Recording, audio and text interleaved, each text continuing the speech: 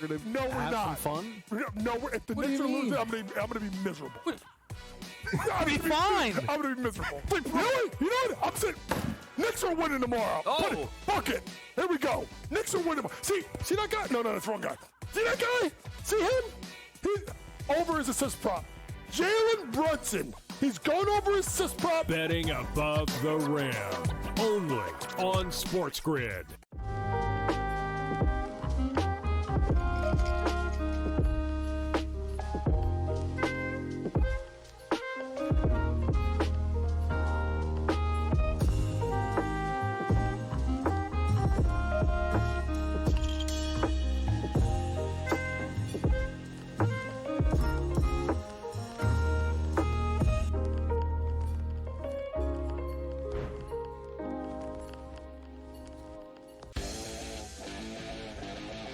Heard yesterday that he's got no shot to win the Cy Young because it's going to Skubal again. Skubal's winning the Cy Young, no shot for free. They're both terrific. They both have incredible numbers and credentials and stats and strikeouts and ERA and everything, like every single category. Fried is right there with him. Pharrell Coast to Coast, only on SportsGrid. Face. It's the new face. New face of what? The hell are you talking about? Like seriously. Oh, the new face of the NBA, Anthony. Yeah, okay. You know what I mean? Like, really? Guy's got 2 shots. You're the face of the NBA. Slow down. He's a good player. I've always thought the whole face of the NBA thing was comical. You want him to be the face of the NBA because you don't like it that all the other faces of the NBA aren't American. Sports Rage tonight. Only on Sports.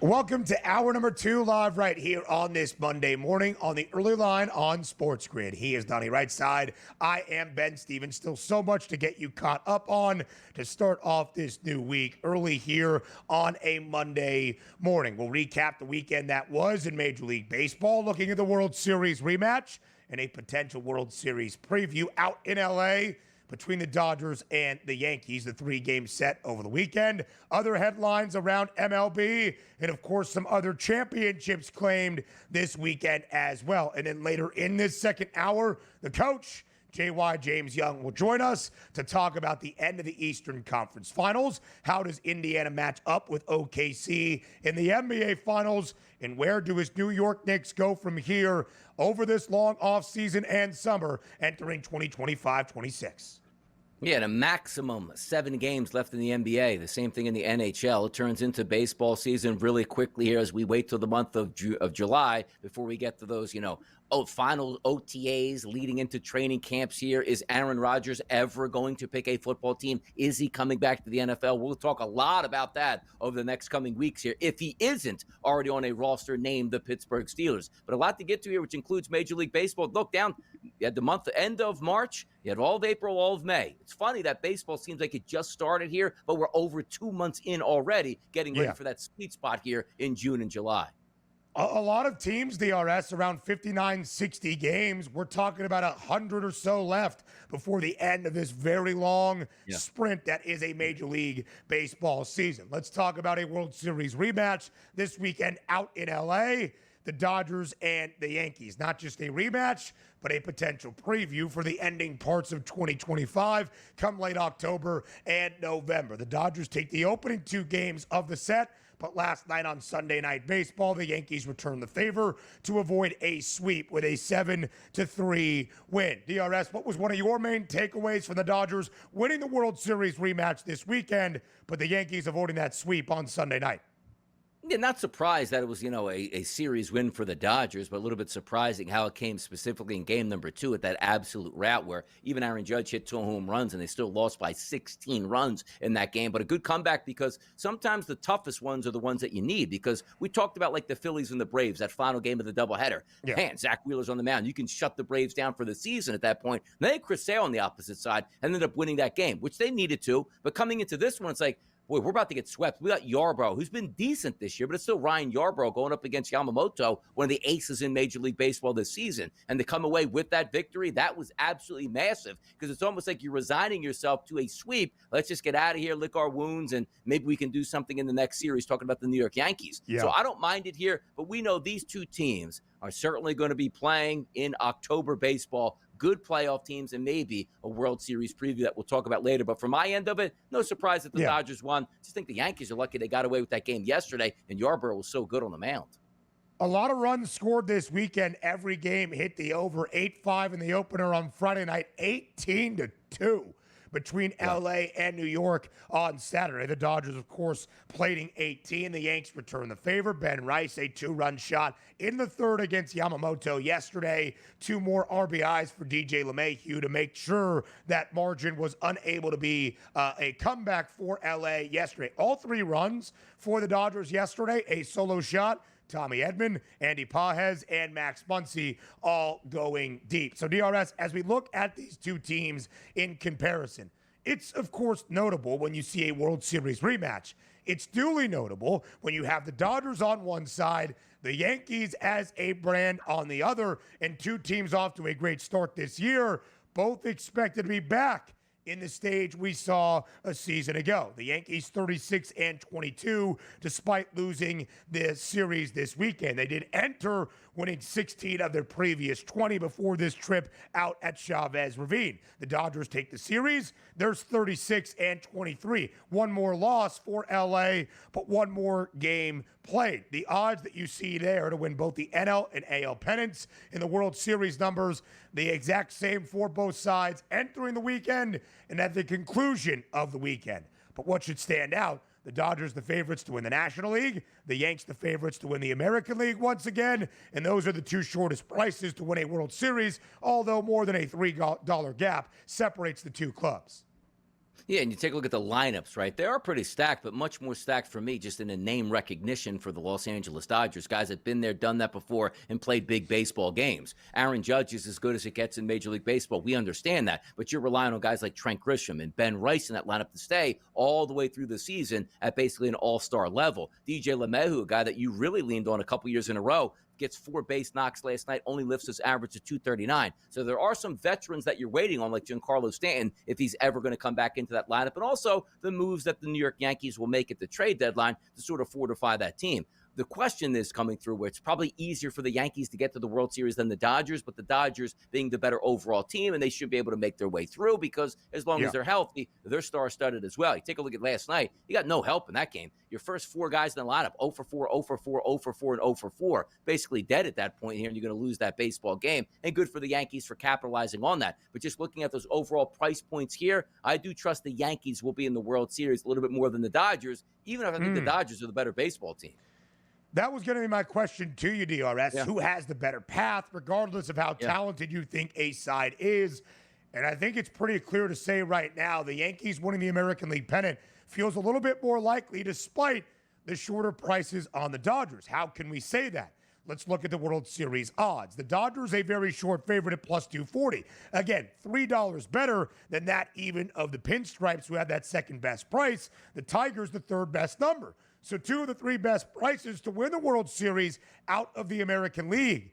But then the next 4 hail from the NL. 5 of the 7 shortest numbers to win the World Series right now from the National League. 5 of those 7 prices shorter than a 20-1 number from teams from the NL. The Dodgers have a much more difficult path based on the quality of the National League as compared to the American League at this moment. The Tigers have been a slight surprise to be the best team in Major League Baseball, and Detroit has a better record by 2 games than that of New York. If the season were to end today, of course, we still have more than 100 games to be played. Detroit would be the 1 seed, earning that bye, of course, along maybe with New York in the opening round, but all to be said in terms of home field advantage. But Donnie, based on the odds, despite how short the Dodgers have been priced the entirety of this season, well before the season got started, it seems as though the path, based on the quality of the NL, is more difficult for LA than the Yanks on the other side in the American League. Yeah, because you look at the Dodgers as a viable outlet, right? You look at the Phillies as a viable outlet, the Mets as well, and we're expecting the Braves sort of come together here and then say, okay, the Padres are still talented, and who knows if the Giants and or the Diamondbacks can have a good second half of the season. We're not getting that from the American League side. Like, we're looking at the upstarts like the Tigers, and we already had the conversation. Are the Tigers a true World Series contender? By definition, yes, they are, because I think they make the playoffs and win at least 1 round, because I don't think there's too many teams that could overpower Detroit in a short series when you have Tarek Skubal on the mound pitching like a Cy Young award-winning pitcher once again this year. You take a look at the Mariners. The question is, will those bats always end up, in the September months where they can still stay hot, and can those young pitchers get it together and not stay injured? And then you take a look at the Astros. We're waiting on Yordan Alvarez to come back into that lineup. He suffers a setback. I'm not loving what I see out of that team right now. So clearly it is the Yankees first and foremost. And then you look at the National League and say multiple teams I do think could knock off the Dodgers. It's a matter of how hot you're playing in the month of September into October, if you don't have those injuries here, and also what moves you're going to make at the trade deadline. The one thing that's always faulted the Dodgers, it seems like, is we just can't get our pitchers healthy by the time we get to the playoffs, and you still won the World Series last year, so go figure. And you still expect Shohei Ohtani to be on the bump at a certain point of this season as well for LA, probably post All-Star break later in the month of July. Plus 650, a very short number, but plus 650 on the World Series matchup to be the Dodgers and the Yankees once again. The shortest price on the FanDuel Sportsbook for those World Series finalists. Other news around MLB next.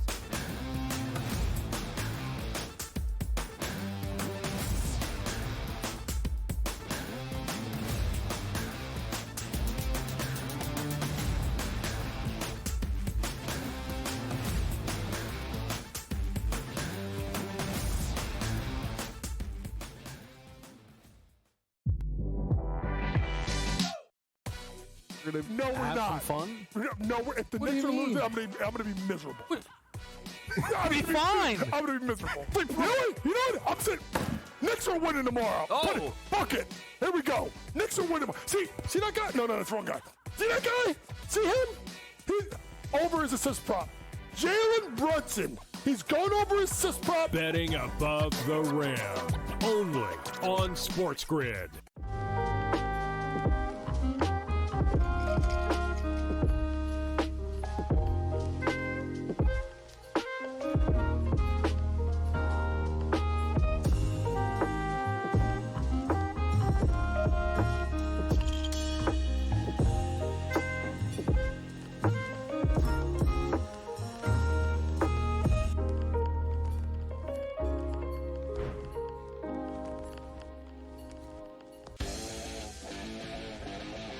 Heard yesterday that he's got no shot to win the Cy Young because it's going to Skubal again. Skubal's winning the Cy Young, no shot for free.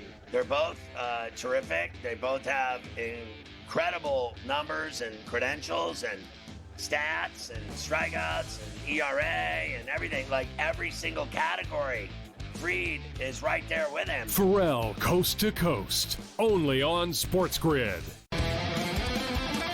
Face. It's the new face. New face of what? The hell are you talking about? Like seriously. Oh, the new face of the NBA, Anthony. Yeah, okay. You know what I mean? Like, really? Guy's got 2 shots. You're the face of the NBA. Slow down. He's a good player. I've always thought the whole face of the NBA thing was comical. You to be the face of the NBA because you don't like it that all the other faces in the NBA aren't American. Sports Rage tonight. Only on SportsGrid.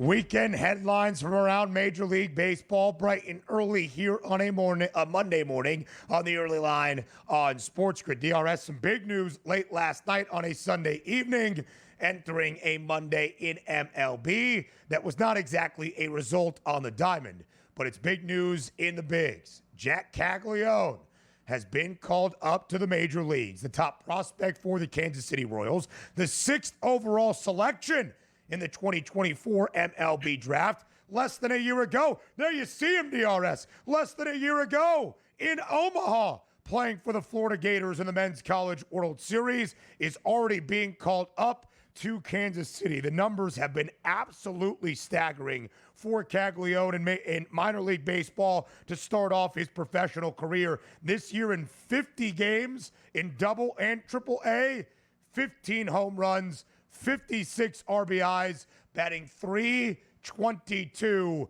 at the dish. Jack Caglione is the real deal. He will make his Major League Baseball debut this week.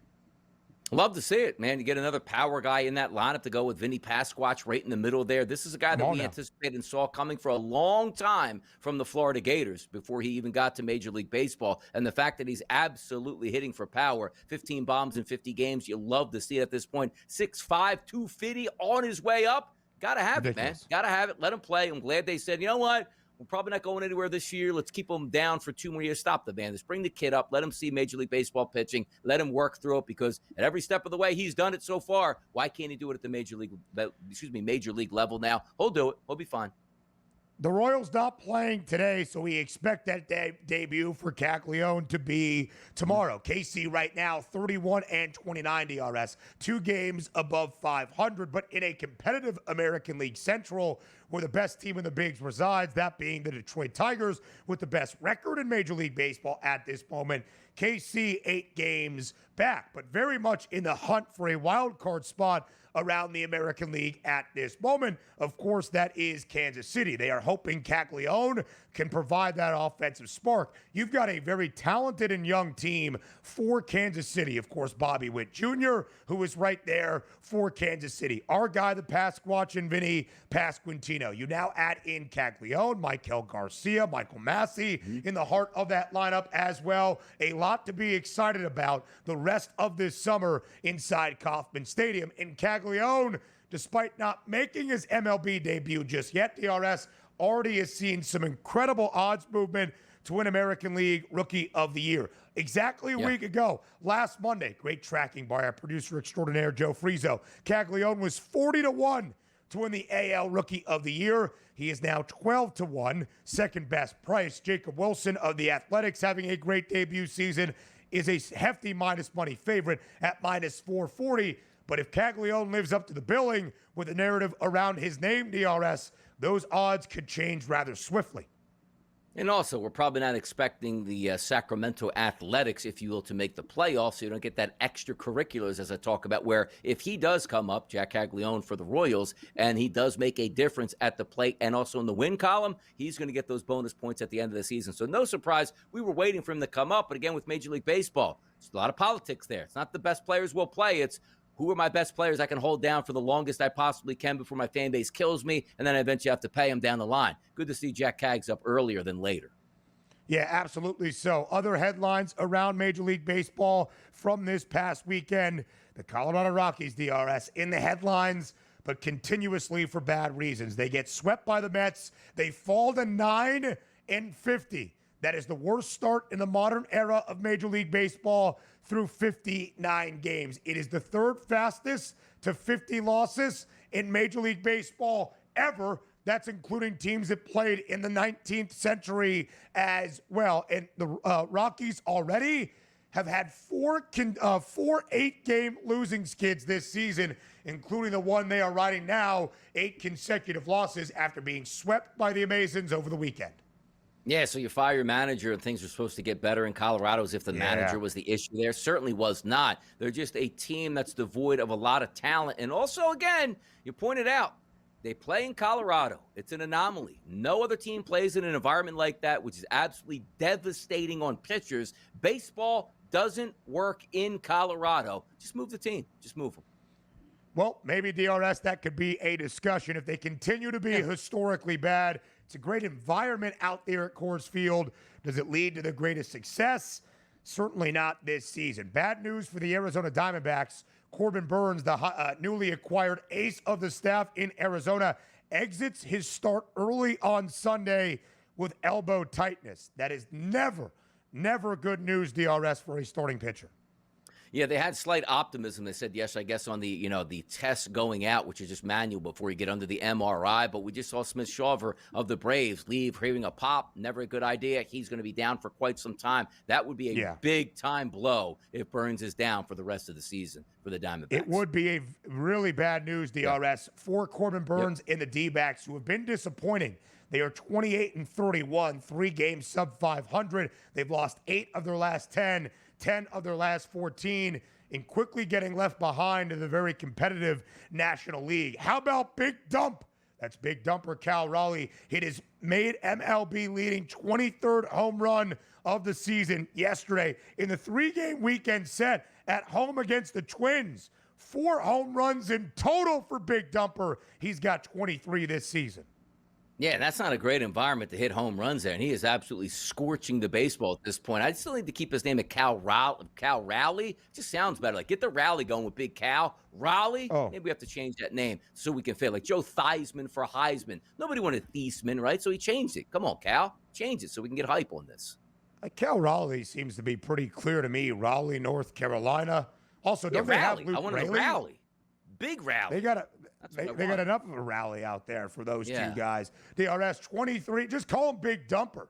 Again, it's his nickname for the catcher in Seattle. It's an incredible one. I promise you that. The Brewers continue to stay hot. They sweep the Phillies over the weekend. Milwaukee's won 7 straight. The NL Central is crazy good right now. And because of the Mets taking advantage and sweeping the Rocks and the Phils getting swept by the Brew Crew, New York now a game in front in the NL East once again. Change in days each and every day. Those standings go up and down. Yes, they certainly do. Other news from the weekend that was next.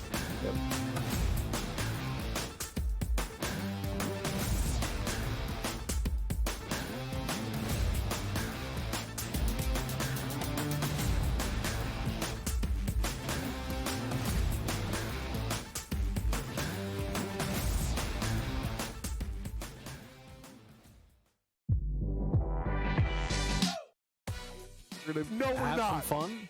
No, if the Knicks are losing, I'm gonna be miserable.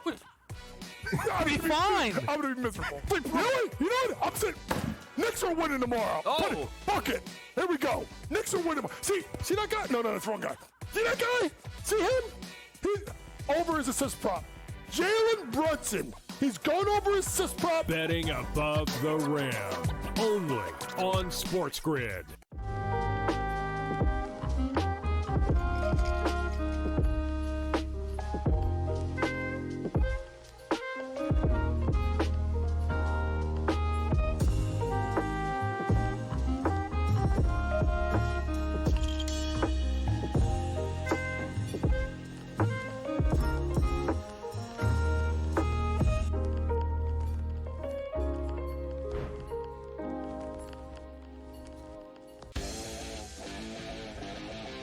Heard yesterday that he's got no shot to win the Cy Young because it's going to Skubal again. Skubal's winning the Cy Young, no shot for free. They're both terrific. They both have incredible numbers and credentials and stats and strikeouts and ERA and everything. Like every single category, Fried is right there with him. Pharrell, coast to coast, only on SportsGrid. Face. It's the new face. New face of what? The hell are you talking about? Like seriously. Oh, the new face of the NBA, Anthony. Yeah, okay. You know what I mean? Like, really? Guy's got 2 shots. You're face of the NBA. Slow down. He's a good player. I've always thought the whole face of the NBA thing was comical. You want him to be the face of the NBA because you don't like it that all the other faces in the NBA aren't American. Sports Rage tonight. Only on SportsGrid.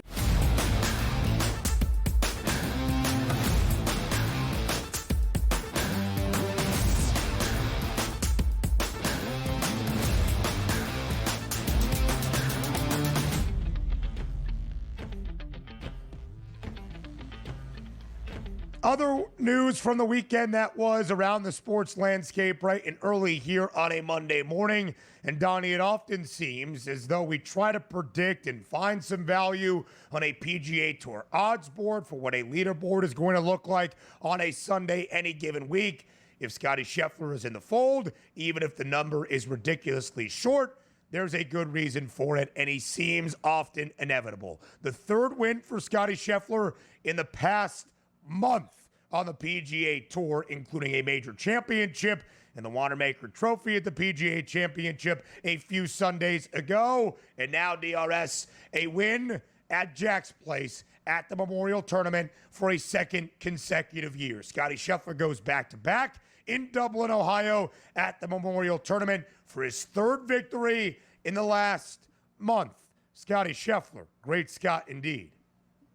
Getting it rolling here before we take on the U.S. Open. He's a machine, and usually that's good for golf at this point. We'll see if it is in the ratings coming up, because we like to see guys do great things, but also we like to see guys with a little personality do great things here. Do we have a hat spike? Oh, there's the kid. So the kid was back out. I'm assuming that's not a same picture that we have from the last major championship here. So kid was out there, all smiles, easy victory in Jack's building. And also, you know who he beat? How about he beat Ben Hill Griffin of Florida Gators fame here, Ben? Is that true? Did I get that right? Did I get that right? Is that who they named the field for? He's actually a Tar Heel, and he was working in insurance for a little bit before he got back to professional golf for a couple of months. So Ben Griffin, who I believe won the week prior, besting Scottie in Dallas at Colonial.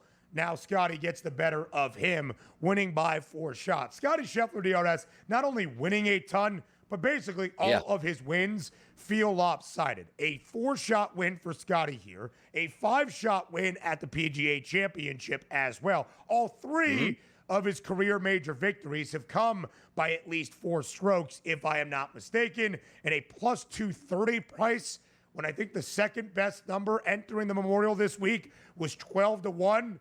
Scottie Scheffler is just absolutely ridiculous. Hard week out there at Muirfield Village as well. Only one guy in double figures in red numbers. That, of course, the champion in Scottie Scheffler. I saw a great tweet that was basically like, I'm so glad Scottie is so successful so we get to see his kid grow up week by week, because that is the case when you see Bennett Scheffler in the winner's circle, because Scottie Scheffler is there basically every time. Yeah, I'm still trying to figure out how Ben Griffin got his name on Florida Stadium at this point, though. That's a more intriguing fact. How much did he donate? He just won $2.2 million. Is he donating all his proceeds to be that? That's pretty good. Where's Scottie Scheffler Stadium next year? Alabama? Well, come on now. Probably taking over for Dale K. Royal there in Texas, the way things are going for Scottie Scheffler, the former Longhorn himself. I also saw this yesterday. 3 wins for Scottie Scheffler since May 2nd. 3 wins for the Colorado Rockies in that span as well. Of course, Scottie Scheffler is going to be a short favorite by the time we get to the U.S. Open in 2 weeks, that at Oakmont. How about the Champions League final on Saturday? PSG dominant in the final against Inter. 5-0. PSG claims its first ever Champions League title in dominant and impressive fashion on Saturday. That's the way you do it, man. Like, don't even leave it up to dad. Like, we've been here, done that before. It's old hat. Like, no, you get to that final and you win it easily, man. We want to have a party during that game if you're PSG fans. We don't be stressing it out into extras and who's going to get the golden goal or whatever it is. Put that team away, and they did that, man. Congratulations to PSG. Now, also, PSG no more. We don't know Neymar on PSG anymore. It's gone, banished. I don't believe Neymar is there. I don't even think Kylian Mbappe is there either, right? Yeah. Look at that. Shed the superstars and get better. Yeah. Shed them and get better. I like that. We don't know. Cut the I guess payroll. We'll never know. But, yeah, they had another, 19-year-old score a goal and an assist early on. Wow. Thank you, Joe, for not listening to anything but making sure the countdowns are still spot on. We appreciate that. All right, DRS, we've got plenty of other great news today in the world of sports. In the NCAA baseball tournament, we have some spots booked in the Super Regionals. We also have 6 at stake on this Monday. 6 Game 7s, including DRS, your Miami Hurricanes, who will play today in Hattiesburg against Doesn't look Southern good. Mississippi. Southern Miss for a spot in the Super Regional in a winner-take-all game. Will the Canes be back in a Super Regional?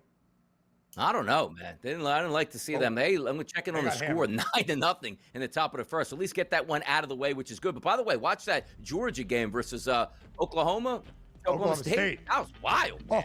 Wild game. A walk-off two-run homer to eliminate UGA in Athens. JY next.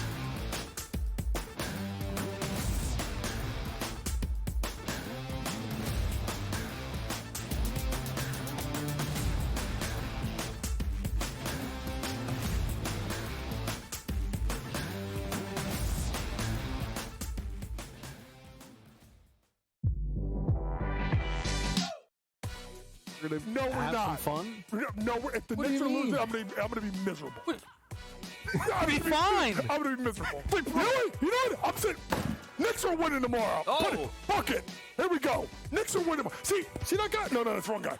See that guy? See him? He's over his assist prop.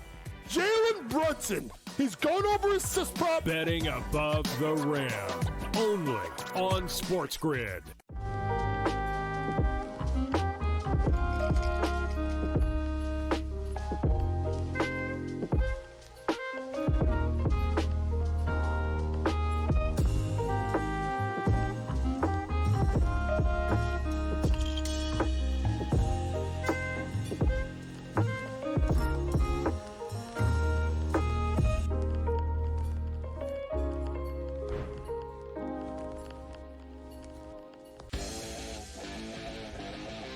Heard yesterday that he's got no shot to win the Cy Young because it's going to Scoogle again. Scoogle's winning the Cy Young, no shot for free. They're both terrific. They both have incredible numbers and credentials and stats and strikeouts and ERA and everything. Like every single category, Fried is right there with him. Pharrell Coast to Coast. Only on SportsGrid.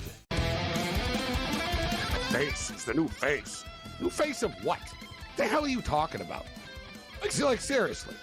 Oh, the new face of the NBA, Anthony. Yeah, okay. You know what I mean? Like, really? Guy's got 2 shots. You're the face of the NBA. Slow down. He's a good player.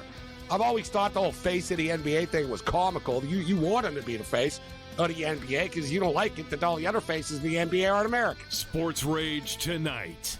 Only on SportsGrid.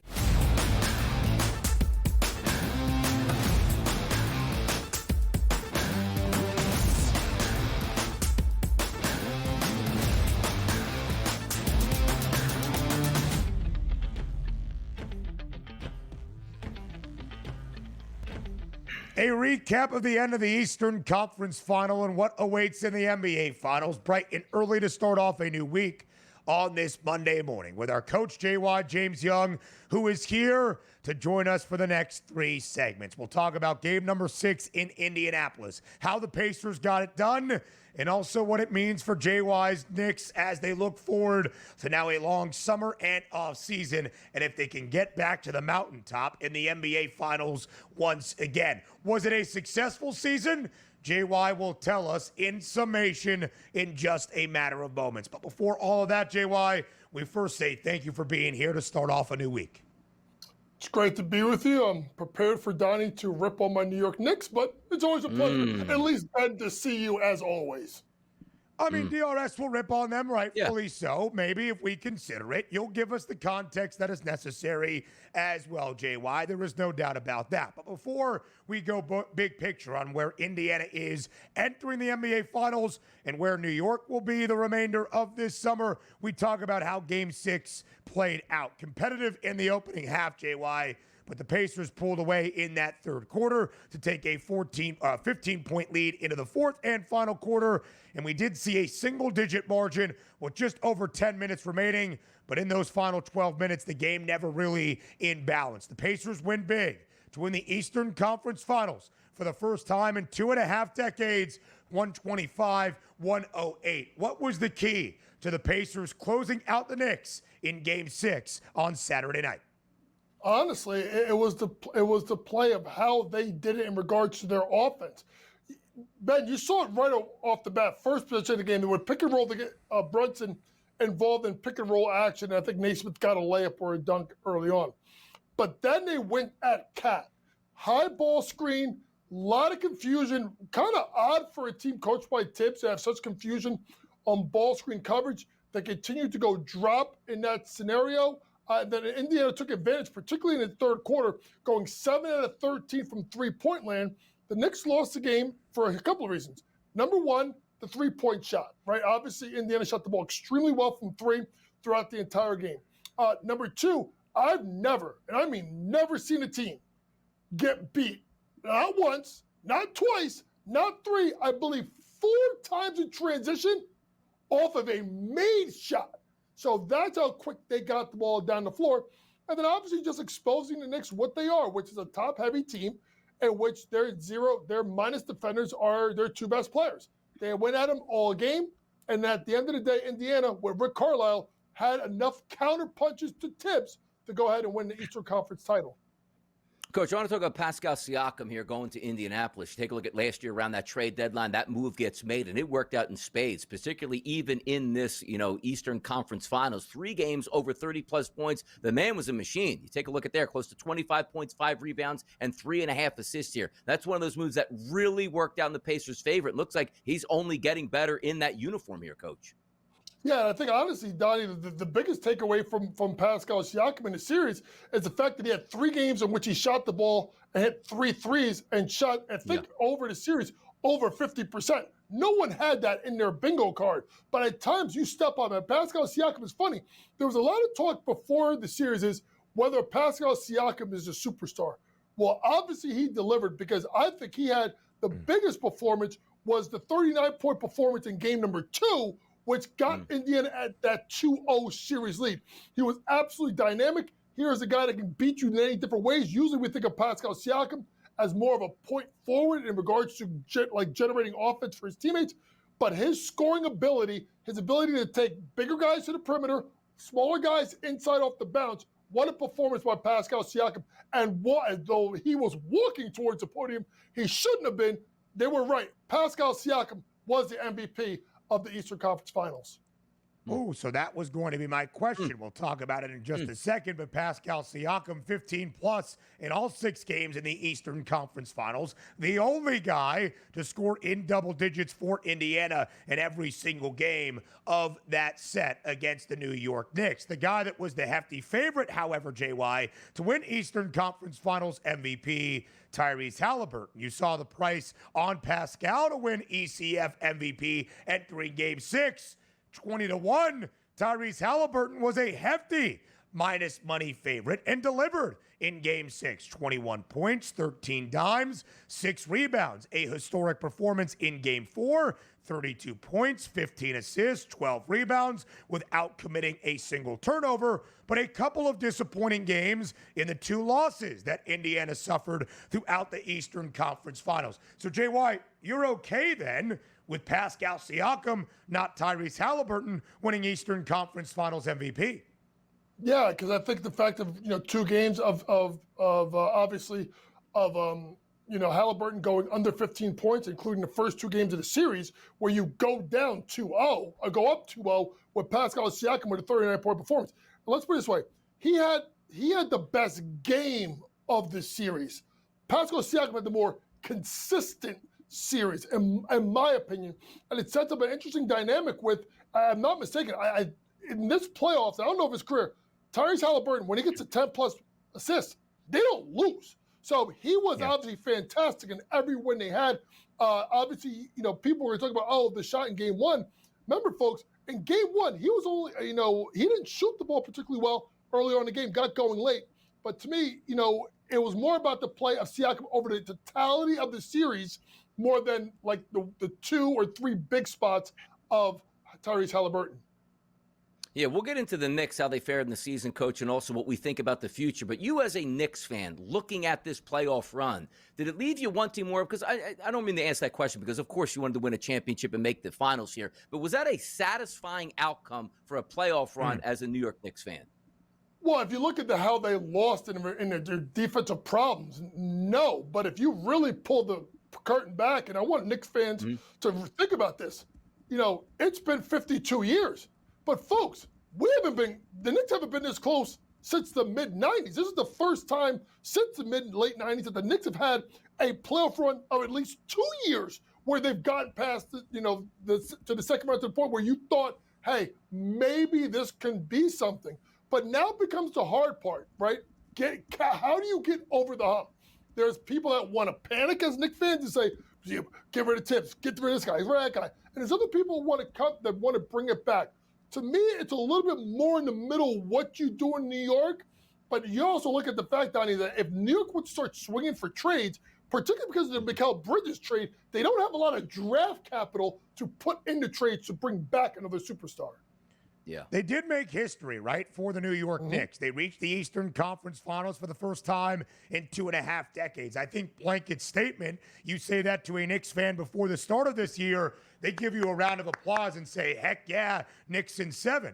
But JY, in the manner that New York did that, slaying the Boston Celtics, and doing so in comeback fashion in those first 4 games, even before Jason Tatum suffered that gruesome injury, the Knicks really got past that playoff dragon for them that really stood in their way. So for the New York Knicks to be the Celtics and then an outright favorite to win the Eastern Conference Finals, that's where the disappointment is. Is that where your disappointment stands, and how does New York take that next step next season?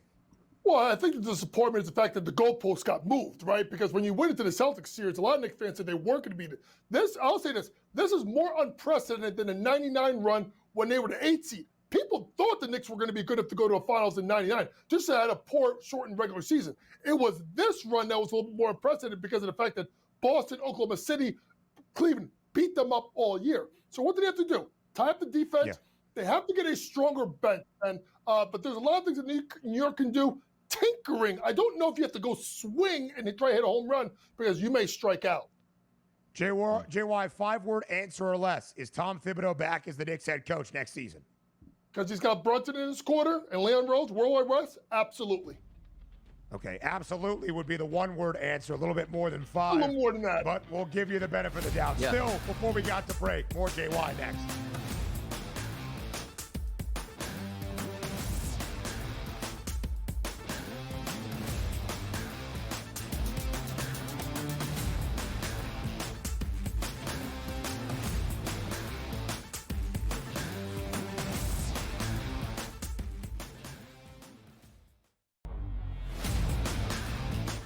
Falcons are actually relieved that he's kind of not there to create more of a distraction. Look, I mean, I said it the day it happened. It was one of the stupider decisions I've ever seen by a professional NFL franchise to sign a quarterback to a $180 million contract and then draft his replacement exactly 5 weeks later. This was a terrible organizational decision by the Falcons. Now, they're going to spin this, and this is what's annoying about the Falcons and their PR staff. They're going to spin this as if this is the plan we had all along. This is the plan that when, Kirk Cousins either got hurt or didn't play well or got too old, we were going to have Penix come in. And guess what? The new plan is now we're going to keep Kirk Cousins as a backup. So if Michael Penix gets hurt, we told you so. We were right for keeping him on the roster. We were smart for keeping him here. No, this whole thing has been an abject disaster. The Early Line, only on SportsGrid. The game is on. The stakes are high, but the action isn't just on the field. He's rearranging that ring. Get it inside! SportsGrid's in-game live. Your ultimate second screen experience. A little flyer, couple of 15.5-point live line. Every prop, every play, every day. Anything can happen. That's complete chaos. It's smarter to be on SportsGrid.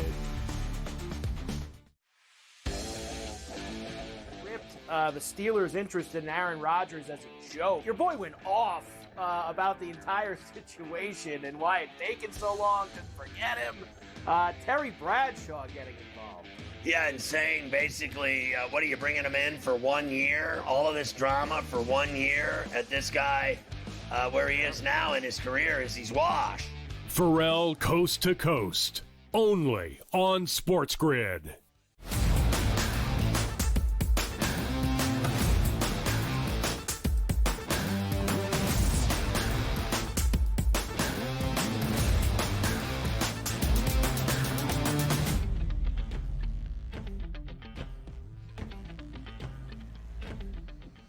The Indiana Pacers will play for the Larry O'Brien Trophy for the first time since the year 2000. That is 2.5 decades. Our coach, J.Y. James Young, is back with us here on this Monday morning on the early line on SportsGrid. J.Y., this was a Pacers team that beat the Knicks in 7 games a postseason ago, in that 7th game inside Madison Square Garden, and reached the Eastern Conference Finals. 2 straight appearances for Indiana in the Eastern Conference Finals. Now a new and even more significant stage in the NBA Finals, but we did not expect Indiana to be back in this moment entering this season. 21-1 to win the Eastern Conference crown before the year got started. 7th best price around the Eastern Conference. 28-1 before the playoffs got going, which was the 4th best number, but of course, even longer. Are you surprised, JY, about where the Pacers have been and where they are going now playing in the NBA Finals? Yeah, you have to be surprised, Ben, with the fact of how they looked, the beginning of the season. I mean, beginning of the season, they looked god-awful, but if you take the second half of the year, particularly the play of Tyrese Halliburton, they played phenomenally. They played much better. And then when you get down to the playoffs is this. When we got to the playoffs, everybody automatically thought Boston, Cleveland. And there was this whole adage of, well, Indiana, they get lucky. They beat everybody. They beat the Knicks game 7 where they were hurt. They beat this team where they were hurt. They beat, Milwaukee first round after Dame got hurt. They, obviously Cleveland wasn't healthy enough. Well, we're going to put all that nonsense to bed because the New York Knicks, and I don't care about Cat limping around with his knee. They were healthy. They were the better team.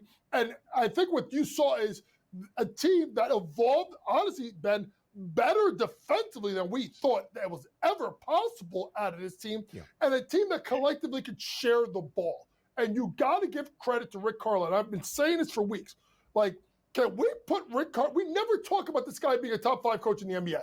Well, can we put that to bed now? For what he's did with Indiana and back-to-back years making it to the Eastern Conference Finals and now NBA Finals. This is a well-coached team. This is a deep team. Now, listen, did I have Thomas Bryant hitting 3-quarter threes in my bingo card on Saturday night? Absolutely not. But, Ben, at the end of the day, when you're a coach that believes in your players and you give your players opportunity to get better and prove and coach them up, you get situations like you did with Thomas Bryant, where you get Naismith being an absolute pest, even though he hadn't been the primary defender on Brunson. You get a Naismith getting red hot in a game 1 of the series. Because you believe in your players, Ben, that is the biggest takeaway I've taken out of this Rick Carlisle group. His coach believes in his players. They believe in him. They believe in his system. How come the people, though, Coach, weren't believing in the Indiana Pacers? Again, as you stated, last year making the Eastern Conference Finals, coming into this year not playing great basketball, but even at the beginning of the playoffs, like, hey, I think if the Bucks get it together and Dame is healthy, they could be a fun team. Or we were always talking about myself, the Cavaliers, and also Boston. You never heard the Pacers creep into the conversation. The Knicks got much more talk than the Pacers entering into the postseason as if they were the team that could knock them off next. Talk about that when you have a basketball team that understands that you're not getting the respect and you're taking the respect game by game and series by series now. Well, I think that's a huge thing is you go take respect from people. Now, at the end of the day, I thought that they were going to beat Milwaukee because I thought Milwaukee was wildly overrated, and that was before the Dame injury.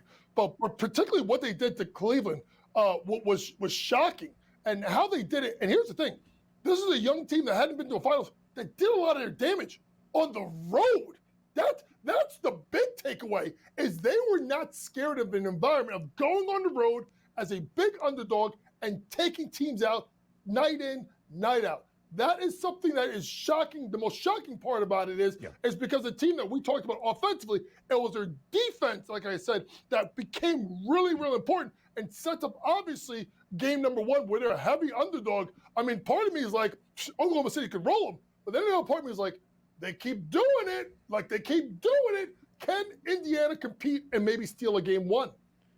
6-2 for the Pacers on the road throughout this playoff run that has reached the NBA Finals for the first time in 25 years. 7-3 outright as an underdog in this playoff run as well for the Pacers, defying the odds makers throughout the entirety of it. So, JY, let's start to take that early look at Oklahoma City and Indiana. Now, the Thunder have been the odds-on favorite to win an NBA championship for about the last 3 weeks. Oklahoma City, as the 1 seed and the best team in the NBA throughout the regular season in the Western Conference, has been a hefty minus money favorite to win that NBA championship after the chaos ensued in the Eastern Conference. OKC is a minus 750 outright favorite to knock off the Indiana Pacers in the NBA Finals and win that Larry O'Brien trophy. There is no doubt, JY, that the Thunder should be a hefty minus money favorite. They have home floor advantage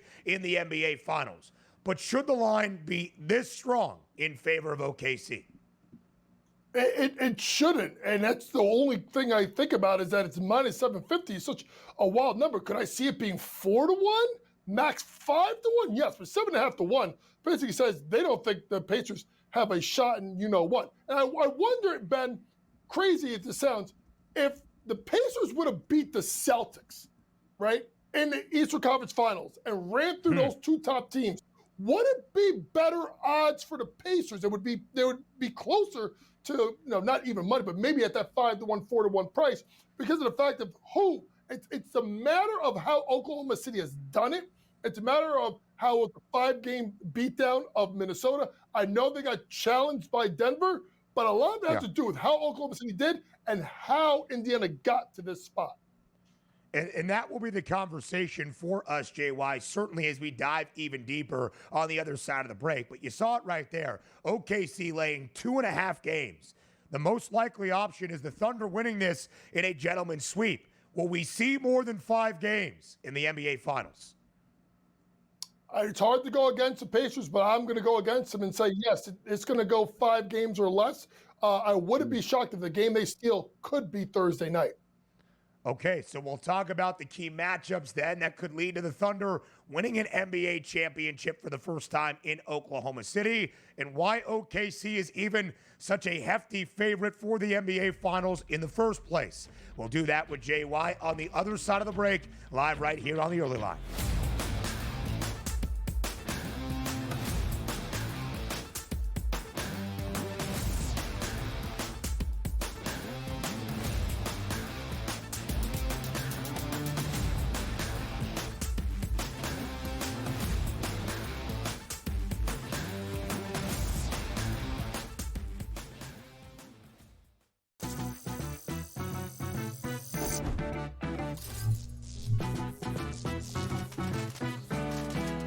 Did you know sportsbooks tend to draw up tighter bet lines for events that get even more bettors, like championship games or major matchups? My tip, try betting on less popular sports. You might have a better shot at beating those odds.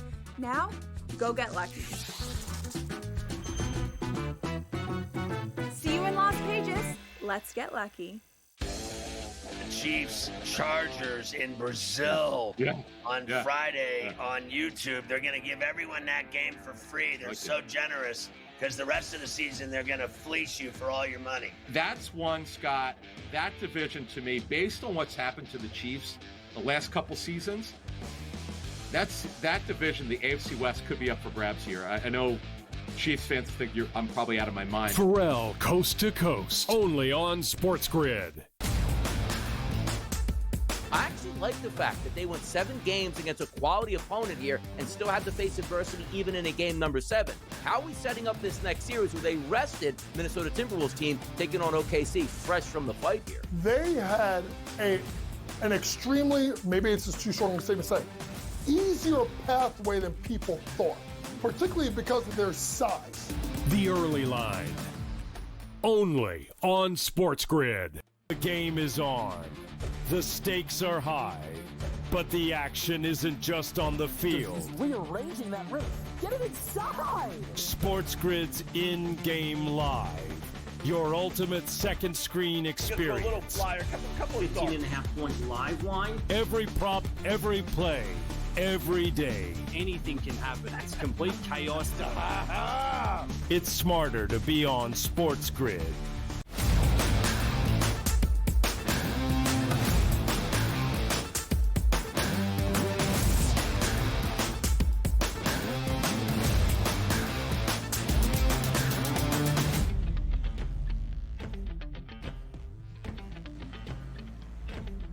Live right here on this Monday morning on the early line on SportsGrid. Plenty of off days to decide how the NBA championship will play out in the NBA Finals that begins on Thursday between the Thunder and the Pacers. JY, right before the break, I asked you, will the NBA Finals see more than 5 games? The odds makers are not expecting it. Oklahoma City is laying 2.5 games in the series spread. The most likely outcome is the Thunder in 5 at plus 210. Even over 5.5 total games in this series has plus money at plus 106. You said that more than likely you see the NBA championship decided in 5 games or fewer. What matchup advantage does Oklahoma City have against Indiana to be such a strong favorite and maybe wrap up in a Larry O'Brien trophy rather quickly?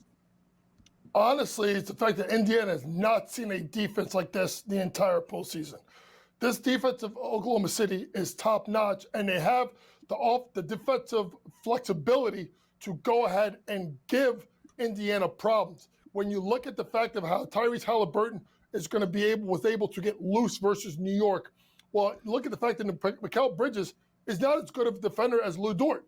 No one is as good of a defender in regards to Caruso. So to me, I think that, and then when you look at the front line of Hartenstein and Holmgren as rim protectors, I think that gives them a decided advantage in what we think they could do defensively. I think the other thing that people have to look into a fact of is when you go to the other side of the ball, even having a guy like a Naismith or a Ben Shepherd or, obviously a Nembhard guarding someone like an SGA, this is a completely different animal than Jalen Brunson. You look at SGA being 6'6" versus 6'1", longer wingspan, not being able to be bumped off the ball as much. All the advantages that Indiana had with New York in regard to size and how they could defend, they get thrown out the window versus OKC, because I think OKC does everything that Indiana does better and is better defensively. Take a look at the marketplace here for MVP in the finals. Obviously, SGA is the lead dog here to minus 550 price. If you think OKC wins, he's probably going to get that. It's a lower price than just picking OKC overall, followed by Halliburton and Siakam here for the Indiana Pacers. And then you go down the list. The reason I bring up Lou Dort, 500 to 1. Could we have a series like we saw from Andre Iguodala where all he did was foul LeBron James the entire length of the series and be left wide open for three-point shots where nobody covered him because he's a terrible shooter? Could we get that type of performance from Lou Dort taking an MVP, Coach? How about that? I don't know if he's trying to get his buddy Kevin Walsh fired up for money line a little bit. Got slandered more there, Lou Dort or Iguodala? Yeah, I hate it. Yeah, fake I don't know. Yeah. I don't know. But listen, I don't know about Lou Dort winning MVP odds, but Lou Dort to lead the series in threes at 5 to 1. Now that is intriguing to me, because if you think about it, you get Halliburton to plus 155. They're going to get up on him, and they're going to have tall defenders to deal with him. Naismith, he's going to maybe get into foul trouble because he's got to guard SGA. So the next guy down the line is Lou Dort. And if you're thinking about defensively and you're Rick Carlisle, right? You don't want SGA to go off. You're going to try and contain Williams. Chat's a problem. Isaiah Hartenstein in the middle. So if there's a guy that you may give the shot to and a guy that's got shot volume, Lou Dort, not to win MVP because of Iguodala and injuries and fakeness and all that stuff, whatever conspiracy theory you have, I'll just go with Lou Dort 5 to 1 to hit the most threes in the series. Yeah, JY, it will be interesting, and maybe Donnie should not have slandered Lou Dort in that three-point range that he possesses in the comparison to Andre Iguodala. By the way, to be the series leading scorer, Shai Gilgeous-Alexander minus 6,000. It would seem likely that if the Thunder win the NBA championship as we anticipate, SGA adds to the hardware mantle of this historic and incredible season. JY, game number 1, Thursday night in OKC. The Thunder a 9-point favorite. Of course, we expect OKC to have the lopsided advantages throughout this NBA final set. I ask you about rest. The Thunder will be off for 7 full days entering game 1. The Pacers off for 4 full days entering game 1. How will these two teams look from the very start Thursday night? I think Indiana may be more dialed in the beginning. And you get the comebacks. Here's where I'm going. Indiana Pacers plus a 5.5 first half, then jump on OKC the second half. They make the runs in the third and fourth quarter. I am sure that at some point this week, JY, before game number 1 tips, you'll be back on for many more handicaps around the NBA Finals and the opening game on a Thursday night. Where are those city in dancers OKC. at? Where are they at these days? Don't worry about the Where are they Knicks. dancing? They're the Sixers. Where are they dancing for them?